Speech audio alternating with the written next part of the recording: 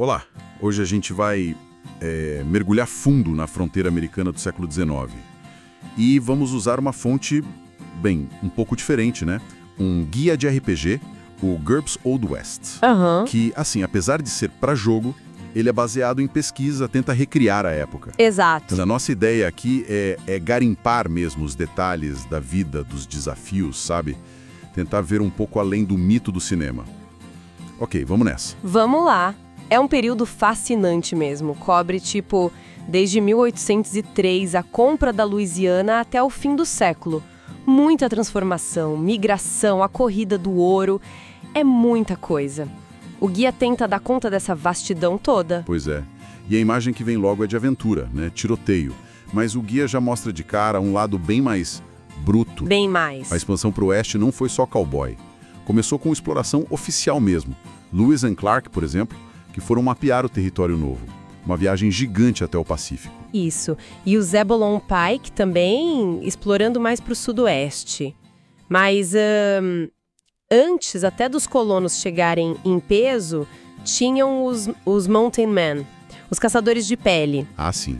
Entre 1810 e 1840, mais ou menos. Eles foram os primeiros em muitas áreas remotas, sabe? E a descrição da vida deles no material é de um isolamento, assim, absurdo. Roupa de couro, armadilha para castor com isca esquisita lá, ou medicine. Nossa. E enfrentando urso, avalanche, solidão. Bem longe do glamour, né? Totalmente. Mas eles não eram eremitas completos. Tinham os postos comerciais, tipo Ben's Fort, que o guia cita. Era um ponto de encontro importante. Caçador, índio, comerciante. Para trocar as peles, né? Por faca, cobertor, arma também. Exato. E tinha o rendezvous. Uma vez por ano, a partir de 1825, era tipo uma feira misturada com festa no meio do nada, nas montanhas. Que doideira! Ali vendiam as peles, compravam o que precisavam, competiam, bebiam. Era vital para quem vivia isolado o ano todo. Mas essa era do caçador solitário, bom, ela não durou tanto tempo assim. É, porque aí, a partir de 1841, mais ou menos, o cenário muda geral, né? Com as grandes migrações, o famoso Westward Ho. Famílias inteiras indo buscar terra, oportunidade, nos carroções, pelas trilhas famosas Oregon, Califórnia. O guia descreve a rotina puxadíssima. Acordar às 4 da manhã, andar 15 milhas. E a jornada em si, nossa, era brutal. O guia foca numa coisa que o cinema quase não mostra. O que mais matava nas trilhas não era flecha nem bala. Exato. Era doença. Doença, tipo... Cólera, principalmente. Varria caravanas inteiras. E acidente com arma, estouro de boiada, afogamento cruzando o rio. A lista de perigo diário era enorme. O exemplo que o guia dá, que é bem extremo, é o da comitiva Donner, né, em 1846. Nossa, a história é terrível. Ficaram presos na neve.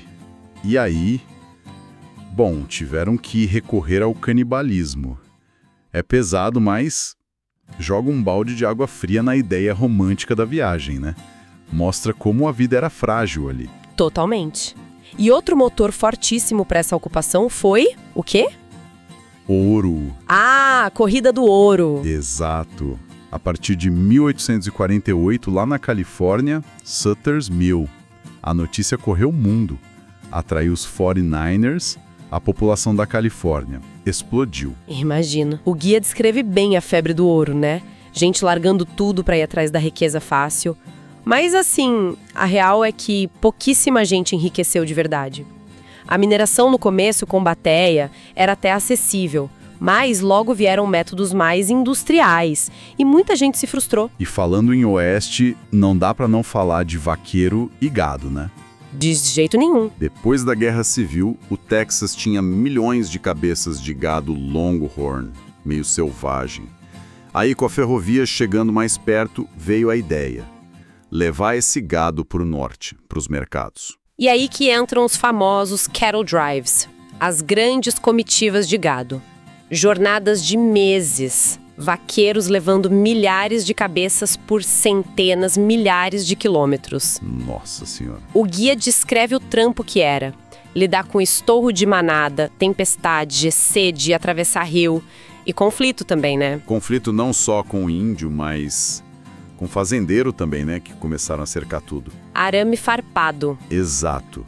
O arame farpado, inventado em 1874, foi um baque para a ideia da pradaria aberta. Com certeza.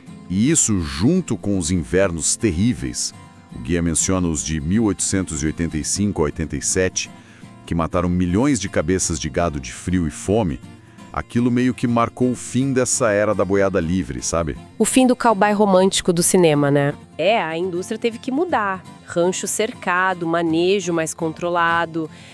A realidade econômica e climática era bem mais dura. Falando em realidade dura, e as cidades que iam surgindo, como eram? O guia fala que variava muito. Umas mais calmas, outras as wide open towns, né? Principalmente de mineração ou de gado, cheia de salão, violência. Sim, a imagem clássica da rua principal de terra, com salão, loja, bancos, escritório do xerife. Parece que tem um fundo de verdade. Mas eram instáveis, né? Muito. Ciclo de boom and bust. Surgia rápido, sumia rápido. Dependia do minério, da ferrovia. E além da violência entre pessoas, o guia lembra dos perigos naturais. Calorão no deserto, nevasca que paralisava tudo, incêndio em cidade de madeira. E doença, de novo. Sempre. Cólera, de novo, no Vale do Mississippi, anos 1870. Matava metade das pessoas que pegavam. Terrível. E a lei? Como funcionava ou não funcionava? O guia fala que era meio flexível. É um jeito de dizer. Onde a lei oficial não chegava direito, o xerife local, o delegado federal tinham poder limitado. Aí o guia fala muito dos comitês de vigilantes. A justiça com as próprias mãos, né? Basicamente, a tal febre da corda pela rapidez dos enforcamentos. Às vezes botava ordem, punia ladrão de cavalo, assassino, mas era totalmente fora da lei. Risco de injustiça, linchamento, mostra bem o vácuo de poder, né? E a busca por ordem, mesmo que na marra. Complicado. E a comunicação? Devia ser um parto, né? Carta demorava semanas. Demais. Por isso o telégrafo, a partir de 1861, foi uma revolução. Conectou o país e tornou obsoleto o Pony Express. Ah, o Pony Express. Lendário, né? Mas durou pouco. Pouquíssimo, 1 ano e pouco. Aqueles cavaleiros jovens cruzando o continente em 10 dias. É icônico, mas a tecnologia atropelou. E os jornais locais tinham importância? Muita. Misturavam notícia, fofoca, opinião. Ajudavam a criar uma identidade local, um senso de comunidade. O telefone veio depois, mas demorou mais para se espalhar no Oeste. E a vida social, cultural, escola? Básica. O guia descreve escola de um cômodo só. Um professor para todas as idades, todos os níveis. Imagina. E religião? Bem diversa, batista, metodista, presbiteriano. Muito pregador que viajava de lugar em lugar. E os mormons, claro, com a grande migração para Utah para escapar da perseguição. E para se divertir? Além do salão, que a gente já imagina. Ah, tinha mais coisa. Luta de boxe, corrida de cavalo. Companhia de teatro que viajava levando Shakespeare para a cidadezinha remota. Sério? Shakespeare no Velho Oeste? Pois é, rodeio também como evento da comunidade e até circo, que viajava de trem, imagina. Chegava com elefante, artista. O pessoal dava um jeito de espairecer, né? A vida era dura. Com certeza. Vamos falar de transporte então, que foi chave para tudo isso. Antes da ferrovia, como o pessoal atravessava o continente? Já falamos dos carroções, mas tinha diligência também, né? Sim, as stagecoaches eram mais rápidas para levar gente a correio, mas eram caras, desconfortáveis pra caramba e perigosas. Imagino. O guia fala em 100 milhas em 24 horas. Era rápido pra época. Mas pensa aí se acolejando num banco duro, apertado, com risco de assalto, acidente. Não era um cruzeiro de luxo. Mas aí veio a ferrovia, a Transcontinental, ligando leste e oeste entre 1862 e 1869. Isso o guia descreve como monumental. E foi mesmo uma epopeia. 2 companhias numa corrida, Union Pacific vindo do leste com irlandês, Central Pacific do oeste com chinês. Enfrentando montanha, deserto, ataque indígena. E aquelas cidades temporárias que surgiam, as Hells on Wheels. Famosas pela violência, né? O encontro das linhas lá em Promontory Point, em 69, com um prego de ouro. Aquilo uniu o país de um jeito novo. Uma viagem que levava meses virou questão de dias. O impacto deve ter sido imenso para a colonização, para a economia. Gigantesco. Mas o guia também mostra o lado B, né?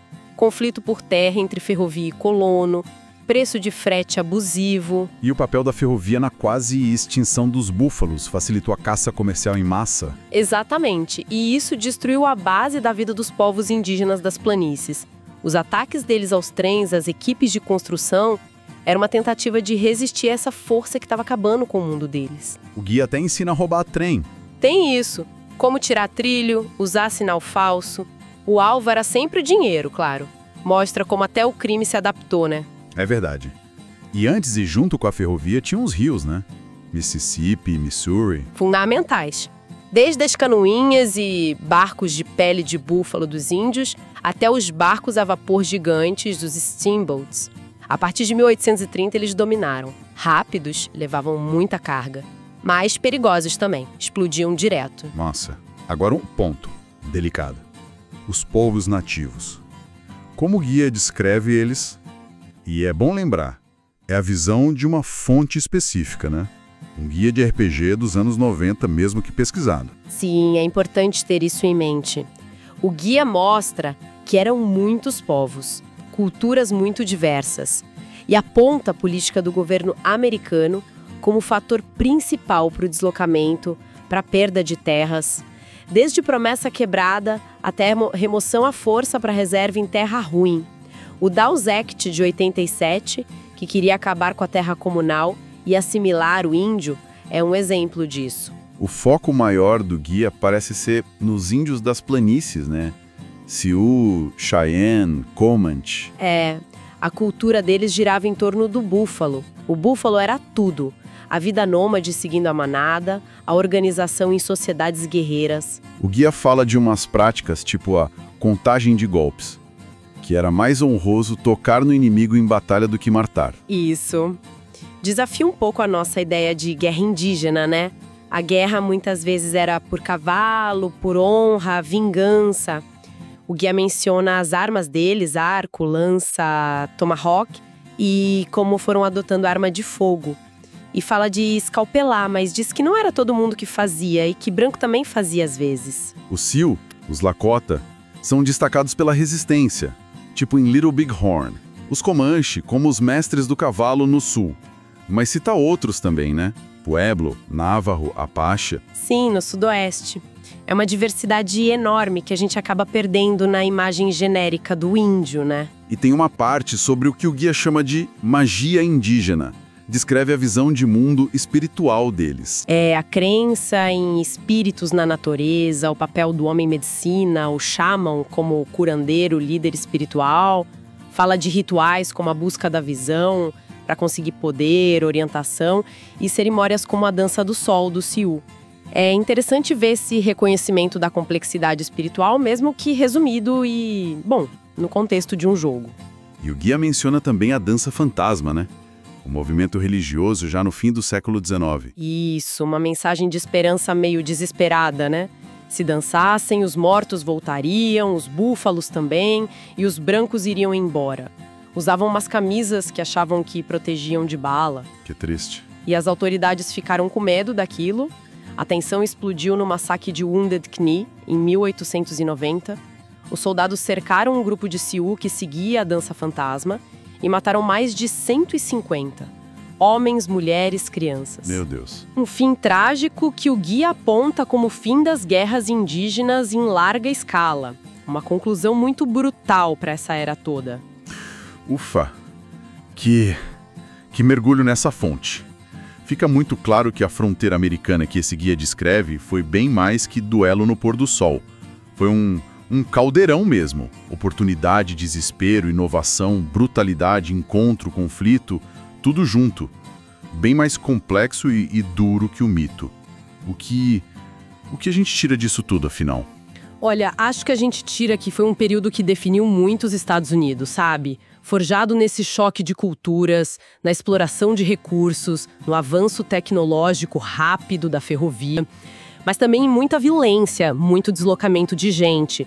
As contradições do Oeste moderno, elas nasceram ali. E a fonte, mesmo sendo um guia de jogo, ajuda a gente a ver essas rachaduras no mito, né? E fica uma coisa para pensar, né? O próprio guia organiza muito em tipos. O cowboy, o fora da lei, o garimpeiro. Será que essas caixinhas que são úteis para jogar não acabam simplificando demais as experiências reais das pessoas? Com certeza.